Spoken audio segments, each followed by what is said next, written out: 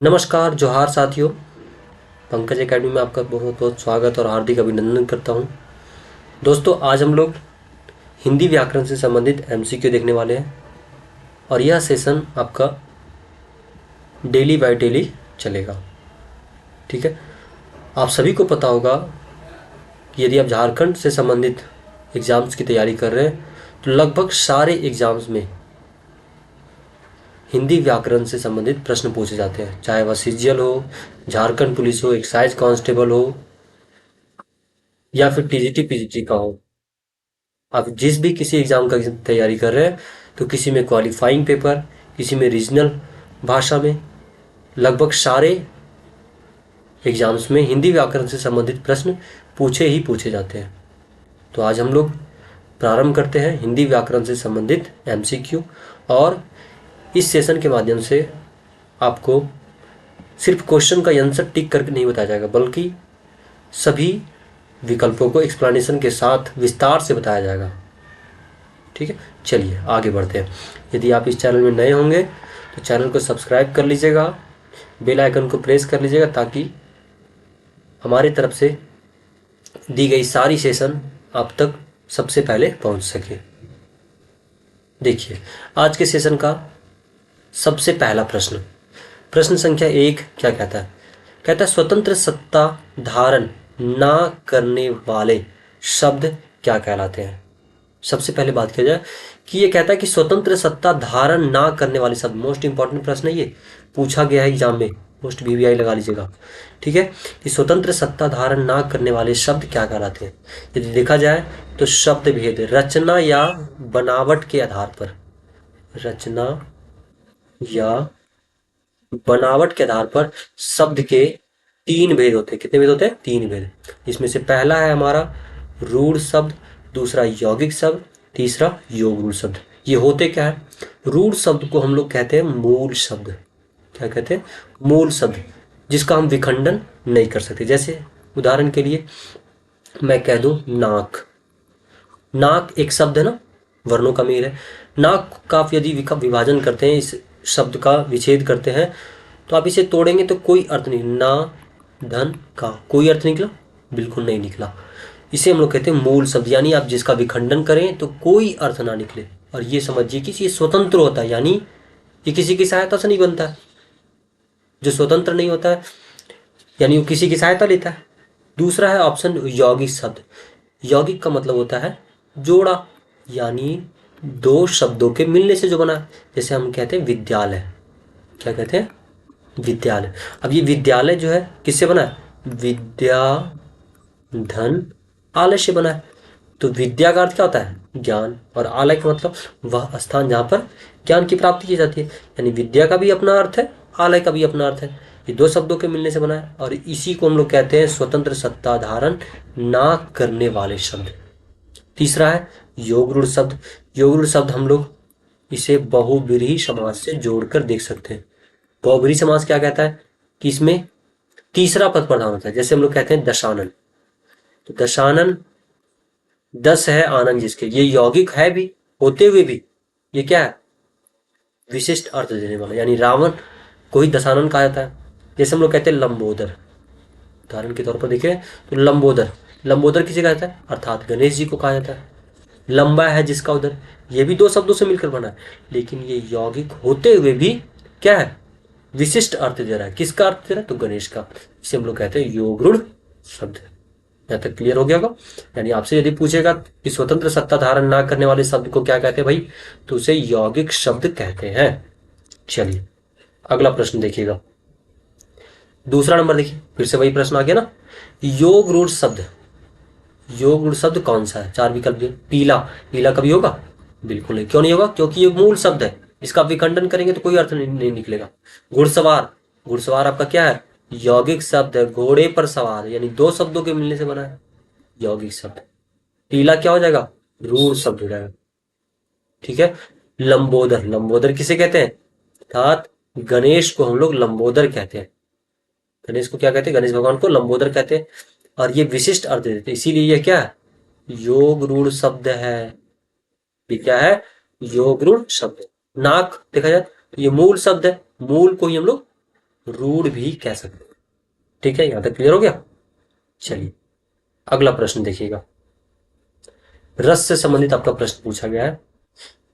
प्रश्न कहता है कि बतरस लालच लाल की मुरली धरी लुकाए, सौ करे भौहन हसे दैन कहे नटी जाए। ये पंक्ति जो है कवि बिहारी लाल के द्वारा रचित है। किसके द्वारा रचित है? कवि बिहारी लाल जी के द्वारा रचित है। बिहारी लाल कौन थे? तो रीति काल के रीतिसिद्ध काव्यधारा के एक प्रसिद्ध साहित्यकार है। और इनके द्वारा एक पंक्ति दिया गया था कि बतरस लालच लाल की मुरली धरी लुकाए, सौ करे भौहन हसे दैन कहे नटी जाए। अर्थात भगवान श्री कृष्ण और उनकी प्रेमिका राधा के प्रेम प्रसंग का वर्णन है कि राधा जब श्री कृष्ण से बात करना चाहती हैं तो बात करने का बहाना ढूंढने के लिए वो क्या करती है, उनकी बांसुरी को, यानी बतरस लालच लाल की मुरली धरी लुकाए, लुकाए मतलब छुपा देना। कौन छुपा देती है? राधा जी। सौ करे भौहन ऐसे दैन कहे नटी जाए। और जब भगवान श्री कृष्ण पूछते हैं कि मेरी बांसुरी किसने रखी है, तो राधा जी जो वो क्या करती है, अपने आंखों के आईब्रो को क्या करती है, भौं, उसको क्या कहते हैं हम लोग हिंदी में? भौं कहते हैं। तो भौहन हर्षे दैन कहीं नट जाए, यानी आंखों को मिटाते हुए वह मुस्कुराती है और कहती है मैं नहीं जानती आपकी बांसुरी, आपकी बांसुरी आप समझिए। तो कहीं ना कहीं ये जो है राधा और कृष्ण के बीच में जो प्रेम है उसी भाव को प्रदर्शित करते हुए दिखाया गया। यानी जहां पर भी नायक और नायिका के बीच में प्रेम हो वह कौन सा रस होता है? श्रृंगार रस होता है। और वो भी श्रृंगार रस में कौन सा श्रृंगार? संयोग श्रृंगार। संयोग का मतलब मिलना। ठीक है, और इसी का दूसरा पक्ष होता है वियोग, बिछड़ना। यहां तक समझ गया। श्रृंगार रस का अस्थायी भाव क्या होता है ये भी याद रखिएगा, रति। रति अर्थात प्रेम। ठीक है, चलिए अगला प्रश्न देखिएगा। प्रश्न संख्या 4 क्या कहता है? शांत रस का अस्थायी भाव। यदि आपको पूछा जाए कि रस की संख्या कितनी है, रस की संख्या कितनी है, तो टोटल अभी 11 रस है वर्तमान में। मूल रसों की संख्या कितनी, यानी मूल रस जो है वो कितने माने गया है? वो 8। किसके द्वारा? भरत मुनि के द्वारा। किसके द्वारा? भरत मुनि के द्वारा माने गए। ठीक है, और अस्थाई भाव की संख्या, इसकी संख्या, अस्थाई भाव की संख्या यदि पूछा जाए तो कुल 9 अस्थाई भाव है।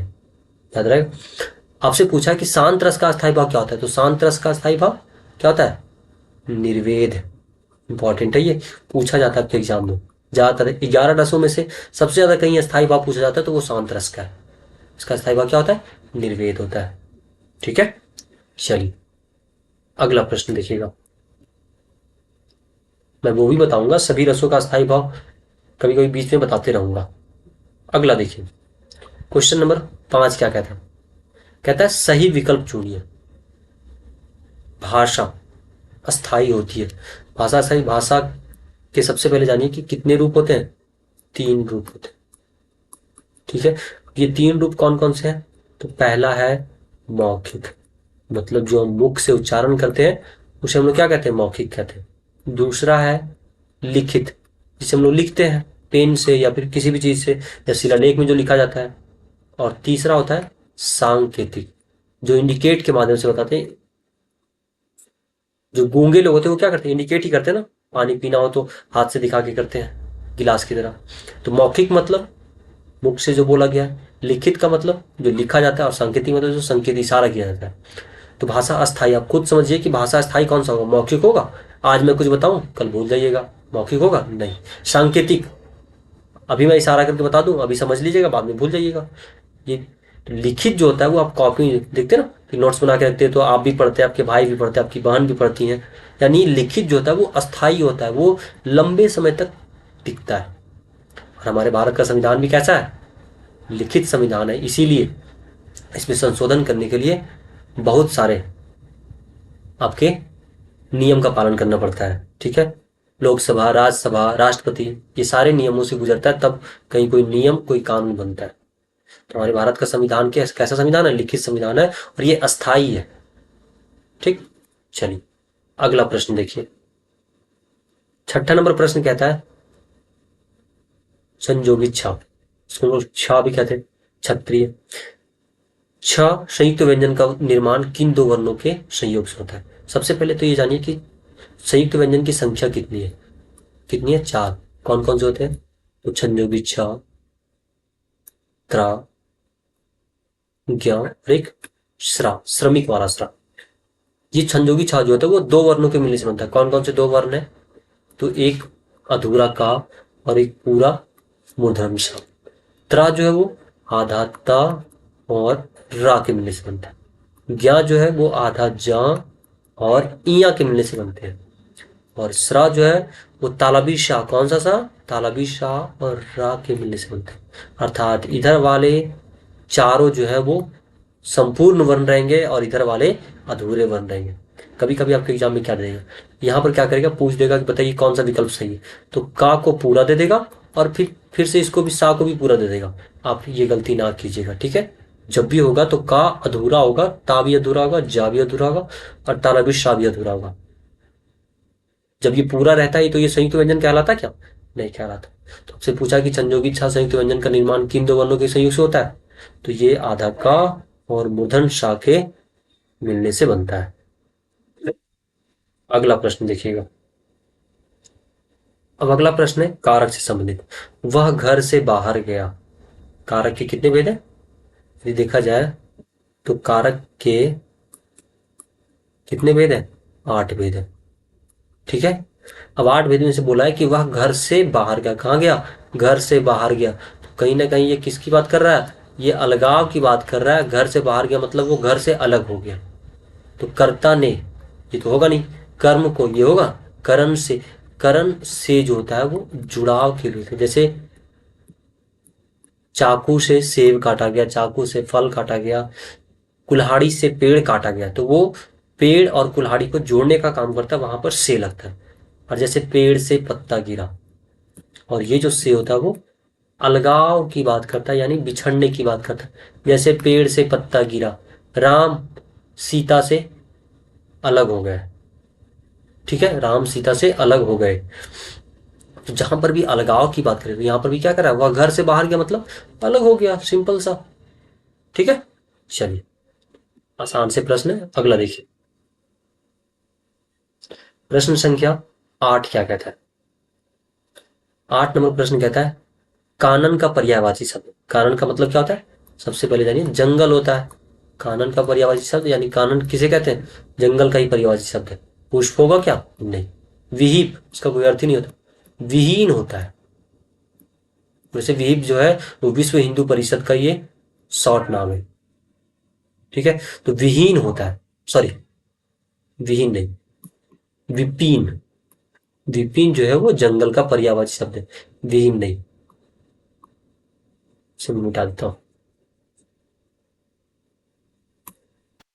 क्या होगा? विपिन होता है। विपिन का मतलब भी जंगल होता है, लेकिन ये भी विकल्प मिला नहीं। अर्थात कानन का मतलब जंगल, और जंगल से ही मिलता जुलता है वन। चलिए, अगला प्रश्न देखिएगा, 9 नंबर। अब यहाँ पर विलोम शब्द आपसे पूछा है कि समुद्र की सीमा अनंत होती है। सभी को पता जाता है कि हमारा दिल जो है कैसा होना चाहिए? समुद्र की तरह अनंत होना चाहिए, यानी व्यवहारवादी होना चाहिए, अनंत सोच तक का होना चाहिए। तो वाक्य में प्रयुक्त अनंत शब्द का विलोम क्या होगा? अपोजिट वर्ड पूछा है, तो अनंत का उल्टा क्या होता है? अंत। जिसका अंत हो जाए, अंत, यानी जो समाप्ति की ओर हो, अंत। और जिसका कोई सीमा नहीं हो उसे क्या कहते हैं? अनंत कहते हैं, इन्फिनाइट। तो अंत का उल्टा अनंत, समझ गए। सीमित का उल्टा असीमित, हाँ, सीमित का उल्टा असीमित। अंतहीन कभी नहीं लगाइएगा, अंत का उल्टा अनंत होता है। चलिए, अगला प्रश्न देखिए। अब ये मुहावरा आपसे पूछा गया, आसान सा मुहावरा है, ऊँट के मुंह में जीरा। कितना बार पढ़े होंगे? अब स्कूल गए पढ़ने के लिए, बहुत ज्यादा भूखे हुए, दिन भर के भूखे हुए हैं, और आपको थोड़ा सा एक रसगुल्ला खाने के लिए दे दिया। खाने तो बहुत ज्यादा स्वादिष्ट लगेगा, लेकिन क्या आप उससे एक रसगुल्ले से आपका पेट भर जाएगा? नहीं। तो उसी को कहते हैं ऊँट के मुंह में जीरा, अर्थात अधिक खाने वाले को कम देना। काट दीजिएगा, अधिक खाने वाले को कम देना, यानी हाथी को आप एक टोकरी घास दे दे, एक टोकरी खाने के लिए पाल दे दे, तो क्या उसका पेट भर जाएगा? बिल्कुल नहीं। अधिक खाने वाले को कम देना ही क्या कहलाता है? ऊँट के मुंह में जीरा। इतना से कुछ भी नहीं होगा उसका। आगे देखिए 11 नंबर प्रश्न कहता है दो वर्णों के मेल से होने वाले विकार, विकार का मतलब होता है परिवर्तन, बदलाव, चेंजिंग। तो दो वर्णों के मेल से होने वाले विकार को क्या कहते हैं, हमेशा ध्यान रखिएगा, संधि कहते हैं। जहां पर भी वर्ण की बात हो, किसकी बात हो भाई, वर्ण की बात हो, वह क्या कहलाता है, संधि कहलाता है। और जहां पर भी शब्द की बात हो, यानी जहां पर दो शब्दों का मेल होता है, वो मेल होने से विकार जो उत्पन्न होता है उसे क्या कहते हैं, समास कहते हैं। शब्दों का मेल समास, वर्णों का मेल संधि, याद रहेगा। उपसर्ग सभी को पता है, इसको हम लोग क्या कहते हैं, ये मूल शब्द के पहले लगता है, जिसको हम लोग इंग्लिश में कहते हैं प्रीफिक्स। और ये मूल शब्द के बाद में होता है प्रत्यय, जिसको हम लोग कहते हैं सफिक्स, याद रहेगा। चलिए अगला प्रश्न देखिए, संधि के कितने भेद होते हैं, या संधि के कितने प्रकार हैं। कभी कभी आसान सा प्रश्न है, कभी कभी पूछा जाता है एग्जाम में, संधि के कितने प्रकार होते हैं, कितने प्रकार होते हैं, 3 प्रकार। ये 3 प्रकार कौन कौन से हैं, सबसे पहला है स्वर संधि, स्वर संधि, दूसरा है व्यंजन संधि, और तीसरा होता है विसर्ग संधि। स्वर संधि, व्यंजन संधि और विसर्ग संधि। स्वर संधि के भी 5 भेद होते हैं, कितने भेद होते हैं, 5 भेद। ठीक है, कौन कौन सा, गुण संधि, दीर्घ संधि, वृद्धि संधि, कभी आपको और डिटेल से बताऊंगा, बस अभी जानिएगा कि स्वर संधि के 5 भेद होते हैं, गुण संधि, दीर्घ संधि, वृद्धि संधि, यन संधि, और 5वां नंबर है अयादि संधि। ये 5 भेद होते हैं स्वर संधि। व्यंजन संधि के कोई भेद नहीं होते, विसर्ग संधि के भी कोई भेद नहीं होते। ठीक है, चलिए, और ये जरूर याद रखिएगा कि वर्णों के मेल को क्या कहते हैं, संधि कहते हैं। ठीक है, 12 नंबर प्रश्न देखिए, 13 नंबर, सॉरी 13 नंबर प्रश्न कहता है मनः जोड़ भाव के मिलने से क्या बनेगा। अब मैं बता दूं, ये जो उदाहरण है ना, वो विसर्ग संधि का उदाहरण है। किसका उदाहरण है, विसर्ग संधि का उदाहरण है। हमेशा ध्यान रखिएगा, जहां पर भी ओ की मात्रा हो, किसकी मात्रा, ओ की मात्रा हो, विसर्ग संधि में ये ओ की मात्रा को ये खा के हजम कर देता है, इसे समाप्त करके क्या लाता है इसके बदले, 2 बिंदु वाला, यानी ये विसर्ग ला देता है। तो मनः जोड़ भाव, यानी ये ओ की मात्रा किसमें दिख रहा है, इसमें है क्या, नहीं, बी नंबर में दिख रहा है, मनोभाव। जैसे हम लोग कहते हैं ना परोपकार, परोपकार, तो परोपकार को कैसे बनाइएगा, पर जोड़ उपकार, ओ की मात्रा गायब, ओ की मात्रा गायब। जैसे हम लोग कहते हैं मानवोचित, मानवोचित, ये क्या बनेगा, मानव धन उचित। अब इसमें कंफ्यूजन हो गया ना कि सर विसर्ग तो लगा हुआ नहीं है, आप कहिएगा तो सर इसमें तो विसर्ग लगा हुआ ही नहीं है, बिल्कुल नहीं लगा हुआ, इसीलिए नहीं लगा हुआ क्योंकि ये स्वर संधि के किसका उदाहरण है, ए ओ अर, यानी ये गुण संधि का उदाहरण है, इसीलिए नहीं लगा हुआ है। ठीक है, चलिए, तो जहां पर भी आपको इस तरह से मिला, यानी ओ की मात्रा को गायब करके बीच में विसर्ग हो, यानी वो विसर्ग संधि का उदाहरण है। ठीक है, चलिए आगे बढ़ता हूं, प्रश्न संख्या 14। ये तो आसान सा प्रश्न, अभी मैंने ऊपर भी बताया कि उपसर्ग का प्रयोग होता है। सबसे पहले जानिए मूल शब्द। मूल शब्द क्या होता है, मूल शब्द वह शब्द जिसका आप विखंडन नहीं कर सकते। जैसे मैं कहूं विद्या, विद्या ये हमारा मूल शब्द है। ठीक है, यदि हम इसके पहले लगा दें महाविद्या, तो ये क्या बन जाएगा, उपसर्ग, यानी मूल शब्द के पहले लगा, ये बन जाएगा उपसर्ग। और यदि हम लोग यहां पर लगा दें आलय, क्या लगा दे, आलय, तो ये क्या बन जाएगा, प्रत्यय। अर्थात सिंपल से कहता है कि उपसर्ग जो होता है वो मूल शब्द के पहले लगता है, और प्रत्यय जो होता है वो मूल शब्द के बाद लगता है। और ये तीनों को हम यदि मिला दें तब ये क्या बनेगा, महाविद्यालय। तीनों क्या बन जाएगा, महाविद्यालय। वैसे तीनों का अपना अपना अर्थ है ना, महा मतलब महान, विद्या का मतलब ज्ञान, और आलय का मतलब स्थान। अब तीनों को हम जब मिला दिए तो क्या बन गया, महाविद्यालय। विद्यालय, ठीक है, जिसको हम लोग कहते हैं इंग्लिश में कॉलेज। क्लियर हो गया? तो उपसर्ग क्या होता है? शब्द के आदि में आरंभ में लगता है, शब्द के मध्य में लगता है, शब्द के अंत में, इनमें से कोई नहीं। क्या हो जाएगा? जी बिल्कुल, शब्द के आदि में यानी प्रारंभ में लगता है उसे हम लोग उपसर्ग कहते हैं, और शब्द के मध्य में तो कोई होता नहीं, इसको हम लोग कहते हैं मूल शब्द, ठीक है। और शब्द के अंत में जो लगे वो प्रत्यय कहलाता है। क्लियर हो गया? चलिए अगला प्रश्न देखिएगा। अब प्रश्न है आपका 15 नंबर, समास से संबंधित। सबसे पहले जानिए समास क्या होता है। तो शब्दों के मेल से, दो या दो से अधिक शब्दों के मेल से जो विकार उत्पन्न होता है उसे क्या कहते हैं? समास कहते हैं। समास के कितने भेद? 6 भेद। आपसे पूछा है देश प्रेम में कौन सा समास है। तो देश प्रेम की बात किया जाए जहां पर भी आपको कारक चिन्ह से बना मिल जाए। अब इसको हम समास भी रख दें, क्या होगा? देश से प्रेम।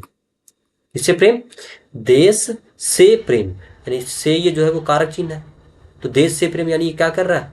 आपको जुड़ाव की बात कर रहा है। आपका जो प्रेम है वो किससे जोड़ रहा है? देश से जोड़ रहा है। तो देश से जोड़ रहा है यानी जुड़ाव की बात कर रहा है। और जहां पर भी जुड़ाव की बात करे से, तो कौन सा से? करण से।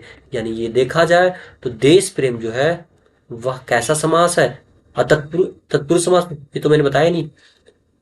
कारक चिन्हों से बंधा कोई समास होता है तो वह कौन सा है? तत्पुरुष समास है। कौन सा समास है? तत्पुरुष समास है। और तत्पुरुष समास में कौन सा समास हो जाएगा? करण तत्पुरुष समास। ये कौन सा समास हो जाएगा? करण तत्पुरुष समास। याद रहेगा? इसके और भी बहुत सारे उदाहरण हैं, यदि वैसा देखा जाए इसके और भी बहुत से उदाहरण हैं। हाँ चलिए, देश प्रेम कह सकते हैं, राष्ट्र प्रेम कह सकते हैं, ये सभी क्या है?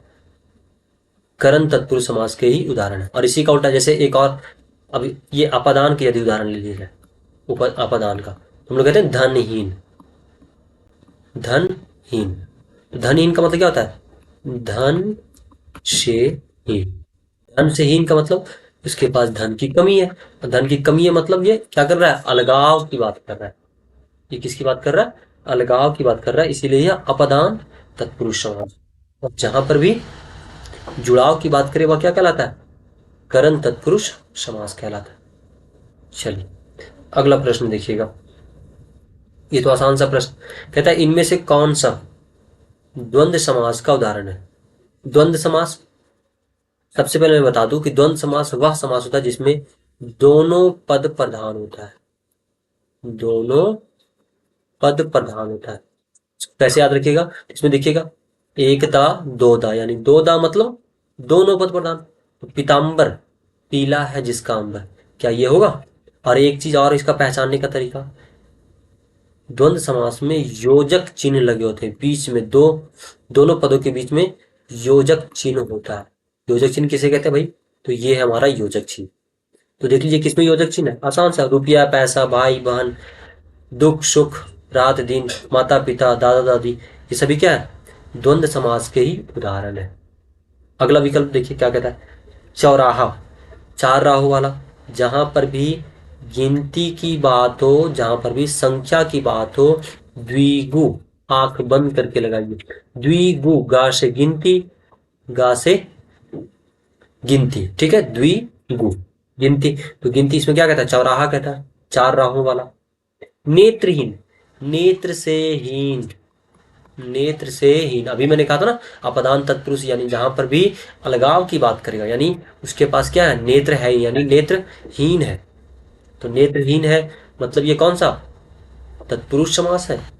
पर तत्पुरुष समास के साथ साथ ये अपादान तत्पुरुष समास है। पीताम्बर, ये तो पहले से पता है, बहुब्रीहि समास, पीला है जिसका अंबर, अर्थात भगवान श्री कृष्ण को पीताम्बर कहा जाता है। ठीक है, हो सकता है कि थोड़ा सा आपको राइटिंग में दिक्कत हो, क्योंकि इसमें सीधा सीधा लिखने में थोड़ा सा परेशानी होता है, पर फिर भी आप समझिएगा, मैं हमें हर चीज को क्लियर करते जाऊंगा। ठीक है, चलिए अगला प्रश्न देखिए। ये देखिए आसान सा आ गया ना। संस्कृत के ऐसे शब्द जिसे हम ज्यों का त्यों प्रयोग में लाते हैं। तत्सम, तद्भव, देशज, विदेशज। सहायक आचार्य का जो एग्जाम दिए होंगे ना हिंदी का, भर भर के इससे क्वेश्चन था, तत्सम, तद्भव, देशज, विदेशज से। ठीक है, तो संस्कृत के ऐसे शब्द जिसे हम ज्यों का त्यों प्रयोग में लाते हैं। जैसे एक मैं उदाहरण दूं, थोड़ा सा रुकिएगा। जैसे मैं उदाहरण दूं, अग्नि। क्या? अग्नि। अग्नि का हम लोग क्या बोलते हैं? आग बोलते हैं ना, आग बोलते हैं। लेकिन ये जो आग जो है ना, आग आपका तद्भव शब्द है। कैसा शब्द है? तद्भव शब्द है। और अग्नि जो है वो तत्सम शब्द है, यानी संस्कृत का शब्द है ये। अग्नि से ही बना है आग। आग कर लीजिए, ज्वाला कर लीजिए, जो करना है, उजाला कर लीजिए। तो संस्कृत के ऐसे शब्द जिसे हम ज्यों का त्यों प्रयोग में लाते हैं वह तत्सम शब्द है। तत् जोड़ सम, तत् धन सम, यानी तत् का मतलब जैसा कहता है ऐसा हिंदी में प्रयोग होने लगा, उसे तत्सम कहते हैं। जैसे हम लोग कहते हैं घोटक। घोटक का मतलब क्या होता है? घोड़ा होता है। ठीक है, घोटक का मतलब घोड़ा होता है। तो घोड़ा तद्भव शब्द और घोटक तत्सम शब्द। देशज शब्द देसी भाषा का, तो लोटा, थाली, पगड़ी, खिड़की, दरवाजा, ये सब। विदेशज शब्द जो विदेशी भाषा का शब्द है, कुछ अंग्रेजी से आए हैं, कुछ फारसी से आए हैं, कुछ आपके पुर्तगाली से आए हैं। तो जो विदेश की भाषा है, विदेशी भाषा से लाया गया शब्द है, उसे विदेशज शब्द कहते हैं। अपने देश की भाषा का शब्द देशज शब्द, संस्कृत से आया शब्द और उसको उसका रूप में अंतर कर दिया वह तद्भव शब्द, और संस्कृत के ज्यों का त्यों शब्द प्रयोग में होने लगे उसे तत्सम शब्द कहते हैं। चलिए अगला प्रश्न देखिए। देखिए, मजिस्ट्रेट कहते हैं ना, मजिस्ट्रेट साहब आए हुए हैं। कौन आए हुए हैं? मजिस्ट्रेट साहब। अब मजिस्ट्रेट जो है ना वो अंग्रेजी भाषा का शब्द है। अब आप मुझे बताइए, अंग्रेजी क्या हमारे देश की भाषा है? बिल्कुल नहीं, ये तो हमें अंग्रेजों से मिला है। ये किस भाषा का शब्द है? अंग्रेजी से मिला। और ये किससे मिला? हमें अंग्रेज से मिला। अंग्रेज यहाँ के थे, ब्रिटेन के थे। तो ये कैसा शब्द हो गया? विदेशी शब्द। आसान सा प्रश्न है। अगला प्रश्न देखिए।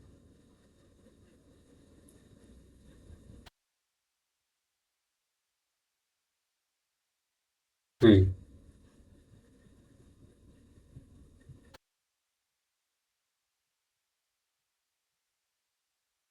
उन्नीस नंबर देखिए क्या कहता है।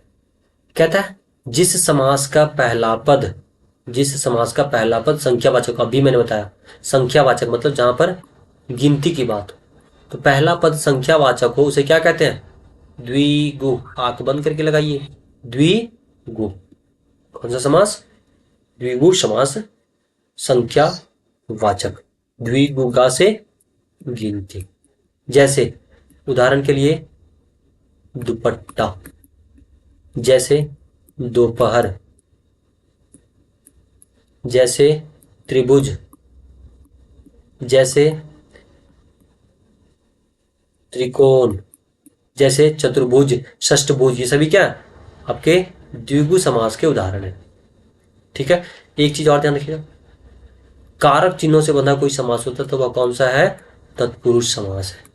ठीक है, कर्मधारय समास में एक विशेषण होता है और एक विशेष्य होता है, ये भी याद रखिएगा। एक विशेषण और एक विशेष्य। ठीक, बहुब्रीहि समास में कोई पद प्रधान नहीं होता है, यानी कोई पद प्रधान नहीं होता है। अर्थात इसमें दो पद होते हैं ना समास में, तो दो पद में से एक भी पद प्रधान नहीं होता है। किसमें? बहुब्रीहि समास में। जो विशिष्ट अर्थ देता है उसे बहुब्रीहि समास कहते हैं। जैसे दशानन, जैसे गजानन, जैसे लंबोदर, पीताम्बर, ये सारे। अगला देखिए, और आज के सेशन का अंतिम प्रश्न 20वां नंबर। हिंदी शब्दकोश में छ का क्रम किस वर्ण के बाद आता है? आप सभी तो पढ़े होंगे कि सर हम लोग तो पढ़ते हैं तालव्य श, मूर्धन श, दंत स, ह, संजोगी छ,